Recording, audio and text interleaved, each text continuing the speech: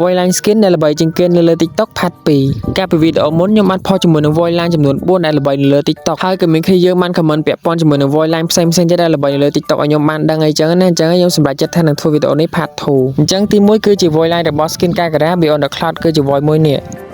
Don't let history repeat itself. ពួកមួយនឹងដែរបើតាមការ translate គឺមានន័យថាកុំឲ្យប្រវត្តិសាស្ត្រកើតឡើងម្ដងទៀតហើយ voice line មួយនេះដែរតែបានគេយកទៅមើលជាមួយនឹង Bad Issue ដែលសារតែវីដេអូនោះមានជាមួយចម្រៀងមានអីចឹងខ្ញុំបានអាចសូក្នុងវីដេអូហ្នឹងឲ្យអ្នកទាំងអស់គ្នាបានឃើញទេដោយសារតែខ្លាចជាប់ copyright តែបើអ្នកទាំងអស់គ្នាចង់ឃើញ trend ទាំងអស់ហ្នឹងអ្នកទាំងអស់គ្នាចូលទៅក្នុង TikTok ហើយ search ពាក្យ Don't let history repeat itself ទៅអ្នកទាំងអស់គ្នានឹងឃើញនៅក្នុង TikTok គឺមានច្រើនខ្លាំងមែនតើអញ្ចឹងចូលមកដល់ voice line ទី2ដែលល្បីជាងគេនៅក្នុង Mobile Legends គឺជា voice line របស់ Skin 11 Nolan មួយនេះ For her,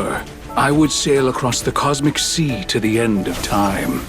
បើតាមខ្ញុំដឹង voice line មួយនេះគឺមានន័យថាគាត់នឹងធ្វើការជិះទូកឆ្លងកាត់សមុទ្រដើម្បីស្វែងរកនាងទោះបីជាត្រូវចំណាយពេលរហូតដល់ពេលវេលាចុងក្រោយក៏ដោយដែលនារីដែលគាត់ស្វែងរកនឹងប្រហែលជាឡៃឡាកូនស្រីរបស់គាត់នឹងឯអ្នកទាំងអស់គ្នាយេសម្រាប់ voice line មួយនេះក៏រៀងល្បីខ្លាំងដែរពេលយើងសើចទៅនៅក្នុង TikTok គឺថាឃើញច្រើនខ្លាំងមែនតើឥឡូវមុននឹងយើងទៅដឹងពី voice line ដែលល្បីបន្តទៀតខ្ញុំសូមកាត់បន្តិចសិនសម្រាប់អ្នកត្រូវការដាក់ពេក complete ដាក់តាមរយៈ Crybaby Store ដោយសារតែនៅ Crybaby Store គឺមានតម្លៃធូរថ្លៃមានសុវត្ថិភាពខ្លាំងមែនតើគ្នាយើងសំខាន់នៅថ្ងៃទី29ហ្នឹងនឹងមានការ free ticket របស់ Event Alpha Legend ណាហើយខ្ញុំត្រៀមខ្លួនដើម្បីបើកជាមួយនឹង skin stand Brody រួចហើយចូលអ្នកទាំងអស់គ្នាវិញចង់បាន skin អីដែរអញ្ចឹងយើងត្រឡប់មកប្រធានបទរបស់យើងវិញសម្រាប់ voice ដែលល្បីបន្តទៀតហ្នឹងគឺជា voice bye bye នៅក្នុង skin KF របស់ Aurora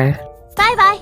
និយាយទៅសម្រាប់វីដេអូដែលពាក់ព័ន្ធជាមួយនឹង voice bye bye នេះខ្ញុំជឿថាគ្នាយើងបានឃើញច្រើនហើយអញ្ចឹងចុងក្រោយគឺខ្ញុំឃើញថាមានគ្នាយើងមួយចំនួន comment ជាមួយនឹងពាក្យ Emperor Time នៅក្នុង trend របស់ Julian ណាគេថាហ្នឹងគឺជា voice របស់ Kurapika ប៉ុន្តែខ្ញុំសើចនៅក្នុង voice line skin ហ្នឹងគឺអត់មានពាក្យហ្នឹងទេអញ្ចឹងខ្ញុំគិតថានេះមិនមែនជា voice line របស់ skin ទេវាគ្រាន់តែជាពាក្យនៅក្នុងរឿងហើយគេយកមកធ្វើជា trend ណាអញ្ចឹងគឺវាអត់ត្រូវជាមួយនឹងប្រធានបទអីដែលយើងនិយាយទេអញ្ចឹងក្នុងវីដេអូមួយហ្នឹងគឺយើងនិយាយតែពី voice line skin ដែលគេយកទៅបង្កើតចេញជា trend ល្បីៗទេហើយវីដេអូមួយហ្នឹងគឺមានតែប៉ុណ្្នឹងទេគ្នាយើង